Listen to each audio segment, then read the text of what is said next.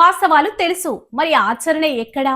భారతదేశ ప్రసూతి సంరక్షణలో ఉన్న లోపాలు, భారతదేశంలో మాతృ శిశు మరణాల రేటు తగ్గుతున్నప్పటికీ ఈ రోజుల్లోనూ 50% గర్భధారణలు హైరిస్క్ కేటగిరీలో ఉంటున్నాయని వైద్య నిపుణులు ఆందోళన వ్యక్తం చేస్తున్నారు.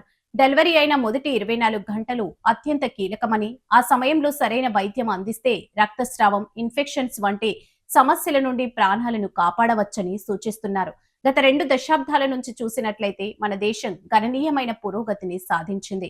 భారతదేశంలో ప్రతి ఏటా 2.5 కోట్ల ప్రసవాలు అవుతున్నాయి. ప్రపంచవ్యాప్తంగా చూసినట్లయితే అత్యధిక తల్లి శిశు జనాభా కలిగిన దేశం మనదే.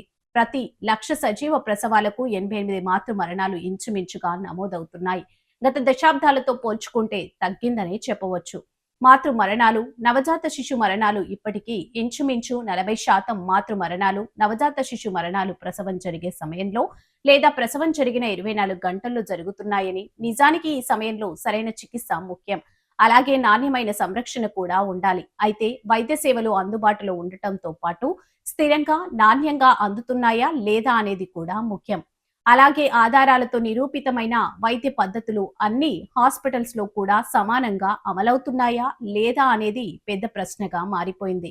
అయితే ఈ విషయంపై టైమ్స్ ఇంటర్నెట్ ప్రెగా టిప్స్ నిర్వహించిన టైమ్స్ ఫ్యూచర్ ఆఫ్ మెటర్నిటీ 2026 కార్యక్రమంలో నిపుణులు మాట్లాడడం జరిగింది. నిరూపితమైన వైద్య జ్ఞానం మన వాస్తవ జీవితంలో ఏ విధమైన ఫలితాలను ఇస్తుంది అనే దాని గురించి వైద్యులు అభిప్రాయాలను తెలిపారు.